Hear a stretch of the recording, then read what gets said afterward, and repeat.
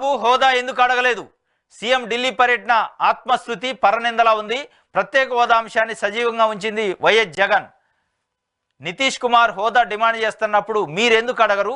వైఎస్ఆర్సీపీ మాజీ MLA TGR Sudhakar బాబు అడుగుతుండు. ఇది వాస్తవం కూడా అనేది ఇవాళ ఏపీలో 5 కోట్ల మంది ప్రజలు మాట్లాడుకుంటున్నారు. చంద్రబాబు నాయుడు గారికి ఒక అద్భుతమైన అవకాశం వచ్చింది. గడిచిన 10 సంవత్సరాల్లో ఆంధ్రప్రదేశ్ విభజన జరిగిన తర్వాత ఏ రోజు కూడా 2014 కానీ 19లో ఆంధ్రప్రదేశ్ సంబంధించిన ఎంపీల ప్రాతినిధ్యం ఢిల్లీలో ఇన్ఫ్లుయెన్స్ చేసే విధంగా లేదు. వీళ్ళ యొక్క ఓటింగ్ కానీ వీళ్ళ యొక్క సంఖ్య కానీ ఆడ ఉపయోగపడలే. వాళ్ళకి ఏదైతే బీజేపీ పార్టీకి ఫుల్ మెజార్టీ వచ్చింది అప్పుడు ఆ 2 టైంలో. ఈసారి బీజేపీ పార్టీకి మెజార్టీ లేదు. కాబట్టి ఈ కూటమి ప్రభుత్వంలో ఉన్నారు. కూటమిలో కూడా కీలకమైన పార్టీగా చంద్రబాబు నాయుడు గారు ఉన్నారు. చంద్రబాబు నాయుడు తెలుగుదేశం పార్టీ ఉంది. కాబట్టి ఇప్పుడు కూడా అడగలేని పరిస్థితి ఏంది? ఎందుకు అడగల? ఢిల్లీ పోయి మీరు ఏం అడిగారు? అసలు ప్రత్యేక హోదా ఎందుకు అడగట్లేదు?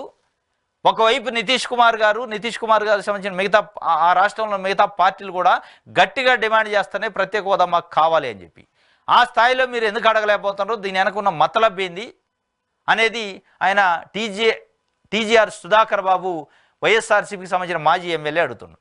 ఇది ఏం అడగటమే కాదు, 5 కోట్ల మంది ప్రజలు కూడా ఇవాళ మాట్లాడుకుంటున్న పరిస్థితి ఏపీలో. ఎందుకంటే ఇప్పుడు కాకపోతే ఎప్పుడు రాదు. ఈ సందర్భం కాకపోతే ఈ అవకాశం మళ్ళా వచ్చే అవకాశం కాదు.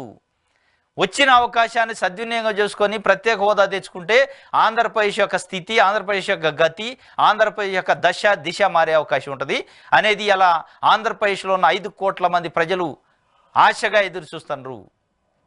మీరు కూడా చెప్పారు, ఢిల్లీ పోయి చంద్రబాబు నాయుడు గారు ఏపీ మీ వైపు చూస్తుంది, ఆంధ్రప్రదేశ్ ప్రజలు ఆంధ్రప్రదేశ్ మీ వైపు చూస్తుంది, ఢిల్లీ వైపు, మోడీ వైపు మీరు సాయం చేయండి, ఆ సాయం ప్రత్యేక హోదా రూపంలో చేయండి అని అడగండి.